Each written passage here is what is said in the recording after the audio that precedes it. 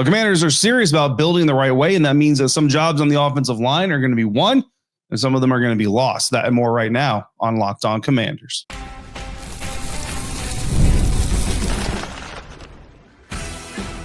You are Locked On Commanders, your daily podcast on the Washington Commanders. Part of the Locked On Podcast Network, your team every day.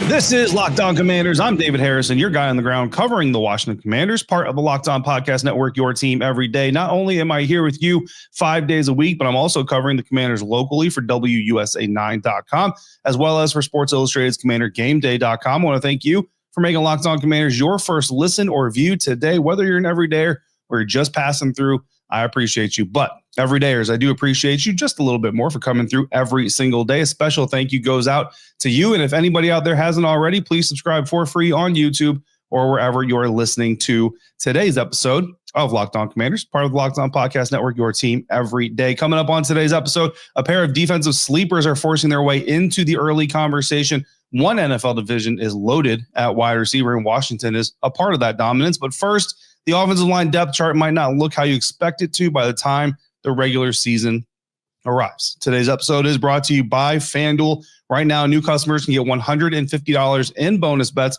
when your first $5 bet wins. The Washington Commanders offensive line is deeper, nastier, and a little bit more uncertain, I think, than people realize. But for me, that uncertainty is in the pecking order of the depth chart, not necessarily the starting lineup, at least not to start the season, right? I've kind of said here on the show every day, as you'll remember, I've said this already. I don't really think there's a lot of mystery to the starting offensive line. I know some people do. And when we get to training camp, I could be proven wrong. Certainly that is a possibility, but I truly believe your left tackle is going to be Laramie Tunsil. Your left guard is going to be Brandon Coleman. Your center is going to be Tyler Biadasz. Your right guard is going to be Nick Allegretti. And your right tackle is probably going to be Andrew Wylie and Josh Conerly Jr. rotating. I think that's how the regular season is going to start. It's the depth that I think we're going to see the most uncertainty and the most kind of, where are these pieces really going to fit? And that brings us into a mailbag question from Merle, who said, what lineman or offensive lineman stood out besides the starter? So looking at the depth of the roster, I think it's a really good thing to do because you never know. And we always know you're always just one injury away from needing that depth player, that backup to be a starter. So Josh Conerly Jr., we got to start there. In my book right now, he's a backup. Yes, I think there's going to be like a rotation here, but I think Andrew Wylie is the first guy on the field. Not unlike we saw last year at left tackle where Cornelius Lucas was the first left tackle on the field. Brandon Coleman came in second. They rotated, all that kind of stuff. You can call them co-number ones, whatever you want to call them. But to me, Andrew Wylie is the first guy on the field, which means Andrew Wylie is the quote-unquote starter if you're going to pigeonhole someone like that. So Josh Conerly falls into that backup role in that sense, right? Now, I do think you saw a little bit of that athleticism that we see on the tape, on the Oregon Ducks tape. Insiders will know this because they got a tape study of Josh Conerly Jr. from me. I really like his athleticism, really like his ability to pull, to get to the second level, to find work, all those things. What I have some doubts about, what I have some questions about, are his ability to anchor. How is he going to stand up to a bull rush? How is he going to stand up to an outside linebacker or a DN, turning speed to power, doing all of those things? I have not want to say no concerns. I mean, there's always concern until you see it done, but I can see in his body of work, in his athletic profile already, that the ability to stop a speed rush, to not get out swim to the quarterback, to not get beat outside, all those things are definitely there. There's going to be some veteran savvy. Some of these DNs and outside linebackers are going to get him to kick too far outside, move back inside, things like that. That's just going to happen for a rookie. But athletically speaking, not really concerned with the speed of the game. It's more so the strength of the game. And I think that's where Josh Conerly Jr. is going to have to show up the most when we get to training camp. And of course, when we get to the joint practices against the New England Patriots and the Baltimore Ravens. And when we get to the preseason, and the sooner he does that, the sooner he will become that starting right tackle. But for now, like I said, Andrew Wylie is that guy for me. So obviously Josh Conerly Jr., as we talk about backup offensive lineman, going to get a lot of attention, but he's not the only one. So looking at some depth at key positions, especially the interior offensive line and the tackle positions, your backup center, I think is coming in as Michael Dieter, right? Started 2 games for Washington last season when Tyler Biadasz was injured. Didn't go great setting the protections the first time he was out there for Biadasz. So the second time he went out there for Biadasz, Nick Allegretti set the protections. Michael Dieter just worried about snapping and protecting as best as he could. Things definitely went better, I think, in that second game than they did the first game. Another year for Michael Dieter to learn the language, learn the scheme, get some experience doing it probably, things like that. Certainly should get better in that role. But right now, I think he's your primary starting or backup center behind Tyler Biadasz. As far as guards are concerned, Trent Scott, the veteran, obviously is in that mix, but also Nate Herbig, the newcomer. Scott, of course, is the famed recipient of Jaden Daniels' first career touchdown pass. Started one game for the Commanders last year, 2 games in 2023. Also stepped up in the postseason after Sam Cosmi went down with his injury. And I think he did pretty well. I think he held his own pretty well at that position. Trent Scott did. Herbig comes over this offseason from the Pittsburgh Steelers. Also spent time with the Philadelphia Eagles and the New York Jets before he was a Steeler. He's got 30 career starts to his name. And honestly, doing some research on his backstory, he was favored to be a starter at one point and then got injured and unfortunately basically lost all of that momentum. Did start all 11 of the games he played for the Jets in 2022. So he's got that experience. He can also play center. He's got some center snaps under his name in the NFL. So you had that little bit of versatility. So him and Michael Dieter kind of there as centers, and then Trent Scott and him also there as guards. Now, tackles, we already talked about Josh Conerly Jr. a little bit, the first-round pick from 2025, athletic, full of potential. Laramie Tunsil had nothing but great things to say about him coming out of mandatory minicamp. But you've already also got Tyree Phillips and you've got Foster Sorrell. Phillips is 28, guard tackle versatile with experience. 28 starts in 5 seasons, spent 2 seasons with the Ravens, who drafted him in the 3rd round of 2020's NFL draft out of Mississippi State. Then he spent 3 years with the Giants. With the Giants, he played under offensive line coach Bobby Johnson for 2 years. Bobby Johnson, obviously the offensive line coach here in Washington now. So you had that correct connection. Sorrell is 26, turns 27 in August, played for the Stanford Cardinal, while quarterbacks coach Tavita Pritchard was a coach on the Stanford Cardinal coaching staff. Started 3 games for the Chargers in 2022 and has appeared in a total of 35 games in his 3 NFL seasons. Another guy who's known for tackle guard versatility, can reduce inside if you need to. So you have a lot of familiarity. You have a lot of versatility. That's kind of the theme here for this Washington Commanders offensive line depth. What did we see? The mini camp reps, rotations, and availability. I think, again, you're putting Andrew Wylie as the starting right tackle for now. So Josh Conerly is your backup. Allegretti is the right guard, replacing Sam Cosmi. Brandon Coleman is the left guard. I think those are kind of the biggest things that stood up. Everybody else kind of rotating here and there. We've seen Trent Scott take left tackle reps for Laramie Tunsil, and we've seen other guys. So we also saw Andrew Wylie take left tackle reps while Josh Conerly was getting his right tackle reps. So you're seeing a lot of diversity there. If and when Sam Cosmi comes back, what happens with Nick Allegretti? That is my biggest question for the starting portion of this offensive line. And it's not something we're going to get the answer to in training camp, right? Because if Tyler Biadasz goes down, knock on wood, it doesn't happen. But if he does go down again and Allegretti isn't in the starting lineup, then who sets protections, right? Like that's another question. Like, is Dieter going to be ready? Does Nate Herbig maybe take that backup center job? And now he sets the protections, right? So that's what I mean. Like when I say the offensive line, to me, the more intriguing level of watching this in training camp is actually in depth. And then even that, some of the questions that we're going to have can't be answered in training camp. Nate Herbig is a guy to watch. Trent Scott is a guy to watch. Obviously, Josh Conerly Jr. Is a guy to watch. And then, of course, part of the conversation has to be, is the O-line depth better this year, or is it just new names, right? I think it's definitely better. So you've either got a first-round prospect in Josh Conerly Jr. or a proven veteran in Andrew Wylie as a backup right tackle. So that's already better than your backup right tackle last year. Trent Scott has more experience now. Nate Herbig is an upgrade over guys like Chris Paul that we've seen in the past, be kind of that second layer of depth. And when Cosmi comes back, you have either Nick Allegretti or Brandon Coleman moving to the bench, which obviously automatically makes that depth group a little bit better. Tia came through and asked if it's possible for Andrew Wylie to be cut in the near future. I'm going to say no. Andrew Wylie had no guaranteed money left on his current contract coming into this offseason, worked out a deal with the Commanders to guarantee a little over $6 million of it. So they reduced his total contract value, guaranteed $6 million of it.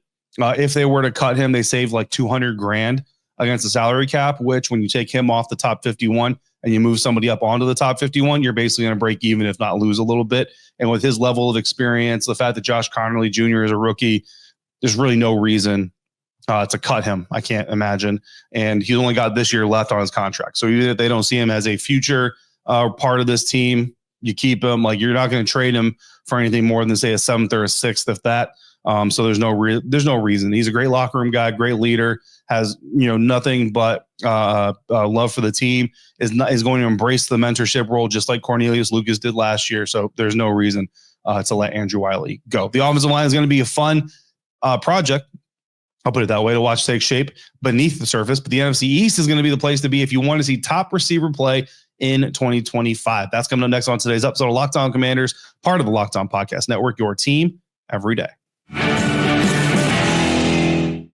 And today's episode of Locked On Commanders is brought to you by FanDuel. Summer sports are in full swing, and whether you're locked in on baseball under the lights, golf on the green, or high-stakes soccer matches, FanDuel is the best way to make every game even more exciting. And if you're already tracking camp battles and depth chart shifts like we are, especially the offensive line shuffle or wide receiver rotations that we'll talk about here in just a minute, FanDuel is going to give you smarter ways to stay in the action when the real games begin.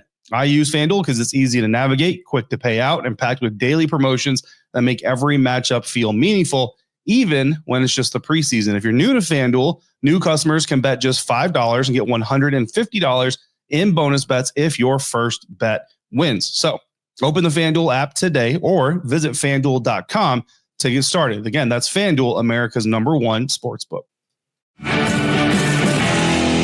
The NFC East isn't just competitive, it's almost overloaded with elite wide receivers, and the Commanders might be closer to the top of that group than anyone is ready to admit. We're sticking with Merle here, Insider Merle, coming with some heat in the mailbag here in the last week. Which division has the best wide receiver core is what Merle wants to know. Well, right off the cuff, the NFC East. The NFC East has the best wide receiver groups of the NFL in any division. And we're not talking necessarily just the specific team, although last year, and I know that we're all going to hate kind of talking about this, the Philadelphia Eagles wide receiver group did rank as the top PFF graded wide receiver group in the NFL. So if you talk PFF, the Philadelphia Eagles actually have the top wide receiver group. It's not just the top division, also has the top receiver group.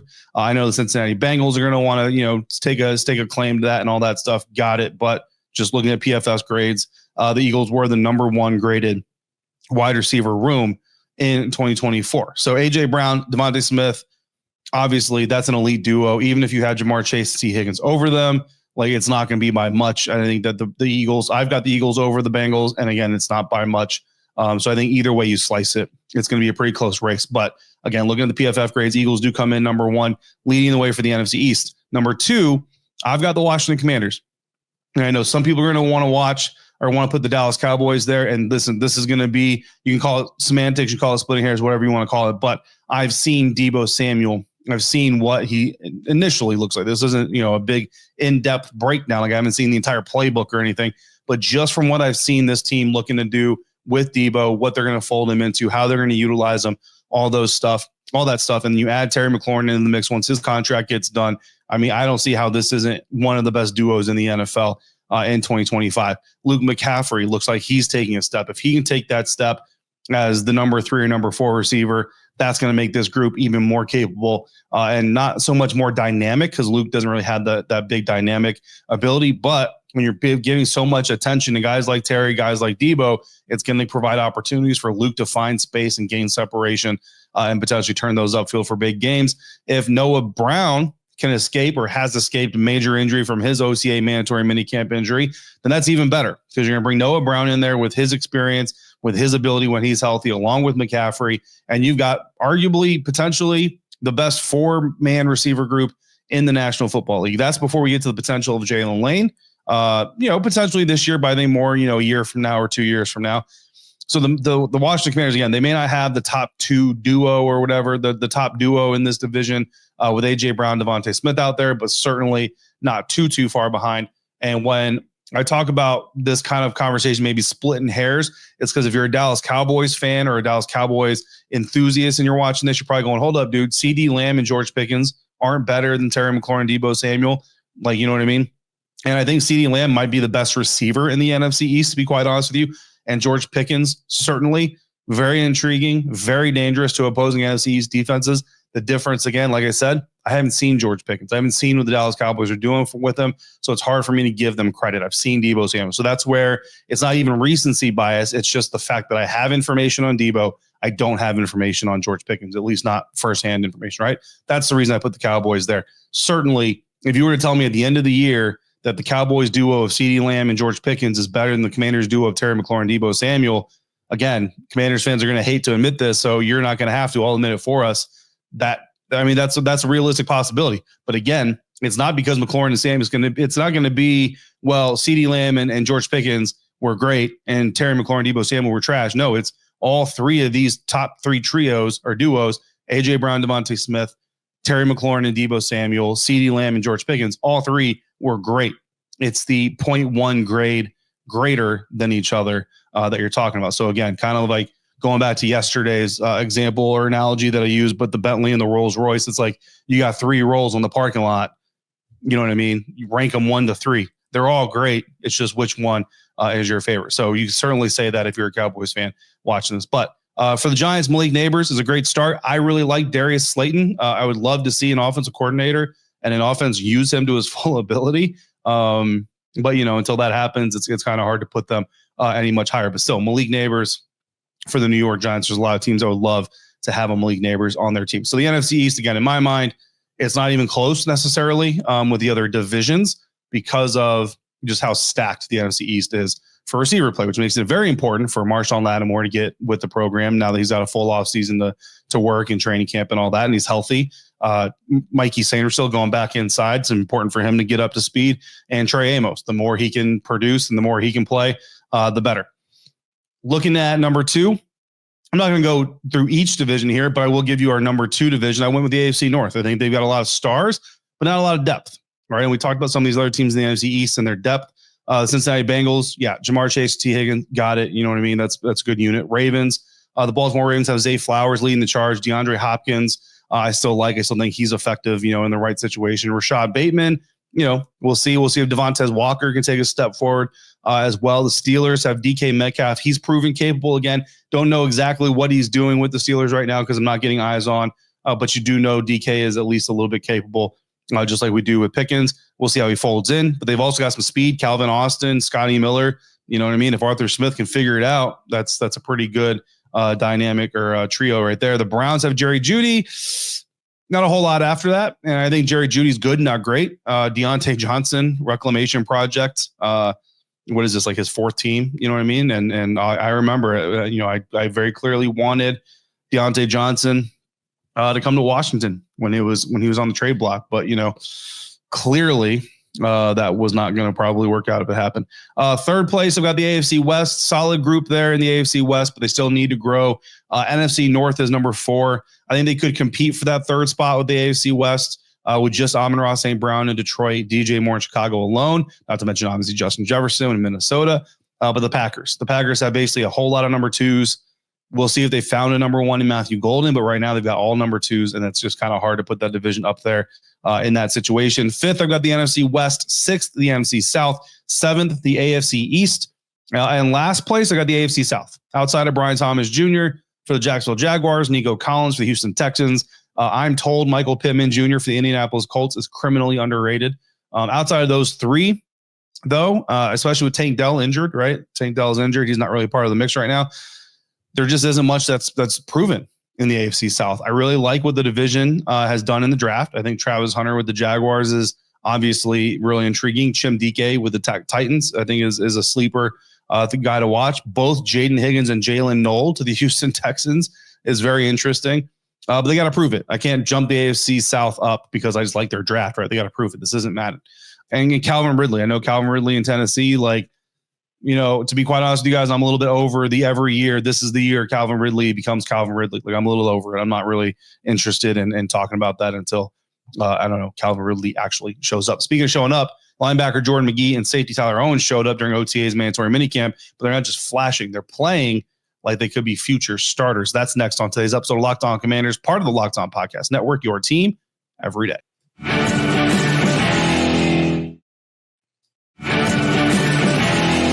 Everybody is watching the stars during OTAs, during mandatory minicamp. When training camp comes around, everybody will be watching the stars. But it's guys like Jordan McGee and Tyler Owens who are forcing their way into the Washington Commanders defensive conversation here in year 2 for both of these young players. Dr. Wonderful coming through the mailbag. I want to talk defense.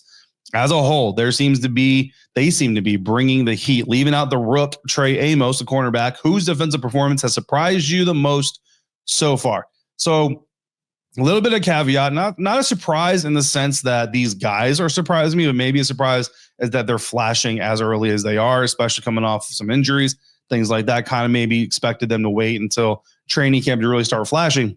But Jordan McGee and Tyler Owens are flashing already. Jordan McGee, lots of reps during the mandatory minicamp, especially working out with the first team while Bobby Wagner did his future Hall of Famer thing, right? Like not really needing to be in there for a whole lot of those reps, and we're okay with that. Joe Witt Jr. said, quote, he's been showing great call command, end quote. And that's great. That's what Bobby Wagner does. Coach on the field, sets the defense. Jordan McGee stepping in there in place of Bobby Wagner during these drills and these exercises and really showing up and showing out, showing that football IQ. His injury last year, I think, was somewhat underrated, right? Like we definitely talked about it. It was kind of a, oh, shucks, feel bad for Jordan and, oh, man, what potential he had and all that stuff. But, I mean, Joe Witt Jr. said last year they had a package developing that was Bobby Wagner, Frankie Louv, Jordan McGee on the field against 12 personnel looks. That's a rookie linebacker, not highly heralded linebacker being planned for by his D coordinator to put him on the field in 12 personnel looks, a package that's getting used more and more every year by NFL offensive coordinators. But McGee's injury kind of halted that development. So as we talk about run defense weaknesses and things like that, like there's a whole part of this Joe Witt Jr. defense last year that we didn't get to see because of Jordan McGee suffering that knee injury. This time of year, you really get to put those things together. It's kind of hard to do that in season. Like, okay, Jordan's healthy now, week 6, just for example, week 6, Jordan's healthy. Okay, guys, let's continue trying to install this. Like you can't really do that and game plan for your opponents, right? So this time of year, we've heard Dan Quinn talk about this time of year is the great time for coaches to really teach. This is also the time of year for coordinators to really develop their schemes and take those next steps. So I think with McGee healthy now, and with him getting the experience that he was getting while Bobby Wagner was, again, doing his Hall of Fame thing, I think you could see that three-man package, 3 linebacker set. We've talked about it during the offseason. I've told you guys I expect more 3 linebacker sets out of this team. Jordan McGee being healthy is a big reason for that. McGee was also one of the players DQ said, quote unquote, exactly where I'd hope they'd be going into mandatory minicamp. Not sure if, again, that's a surprise so much, but something that is encouraging. Jordan McGee's football IQ off the charts, easily demonstrated. If he can stay healthy, I believe there is a big, big role being carved out for him on this defense. Also, safety, DB, defender, whatever you want to call him, Tyler Owens. I'll tell you what, when they said that they were moving him around during OTA's mandatory minicamp, they were not joking. It was kind of hard. When you saw him on the field, it's kind of hard to pinpoint exactly where he was on a rep-to-rep basis. Joe Witt Jr. mentioned during the OTA period wanting to figure out if Owens is a Luvu. Is he a safety? Is he a nickel? Is he all of the above? I don't think he's a nickel, to be quite honest with you. I watched him play in the nickel. I don't think he looked really comfortable. Now, again, it could just be because it's a little bit new. Give him some time to get comfortable with it. But right now, I would kind of say that's the third. I think a safety with blitzing ability and free run defense potential, right? Like don't ask him to take on, an offensive lineman and shed the block and all that stuff. But if he can get running free, I think he's certainly a guy that can make some plays in the backfield. Again, not a huge surprise because if you've been in every day for a while now, you know that I've been pretty high on Tyler Owens since just about the first time I saw him on a practice field. So not really surprised, but love seeing him and Jordan both flashing early here late in the offseason program, early in the year. Linebacker Kane Medrano, rookie out of UCLA, also flashed during the mandatory minicamp and OTAs, was all over the place during team drills, man. I mean, for a phase where you can't fly and hit people and do all this stuff, Kane Medrano was flying around about as much as you could. Very impressive. Very much see the physical profile of what the Washington Commanders saw when they drafted him out of UCLA. So if Washington keeps stacking, not smacking, if they keep stacking smart decisions and under the radar players, this roster is going to surprise people, continue to surprise people. It already surprised people. It's going to continue to surprise people. It's going to be a lot of fun for Washington Commanders fans to tune into. That's going to do it for today's episode. Hopefully you've had some fun tuning in for this episode. Next time on Locked On Commanders, who's worth stashing at receiver while Terry McLaurin is out? And did the Commanders whiff on Jeremy Chin? Plus, if Noah Brown is sidelined, does the team have the answer already or do they need to go shopping? That's all coming up next. In the meantime, if you've got questions or comments, you can text them to me directly by becoming a Locked On Commanders insider at joinsubtext.com/LockedOnCommanders. From there, you can text me your thoughts, your questions, your opinions. We're going to have conversations, but I'm also going to share news, insight, and opinions with you that go beyond the show. On Tuesday afternoon, in fact, there's some interesting information that I am expecting to receive that insiders will get before anybody else. For your second listen, check out the Locked On NFL Scouting Podcast as the Commanders reshuffle their offensive line and depth battles heat up across the league. Host Kyle Krabs and Joe Marino break down new roster construction decisions and how they shape every NFL team. Find Locked On NFL Scouting on YouTube or wherever you're getting this podcast. Thank you, as always, for making Locked On Commanders your first listen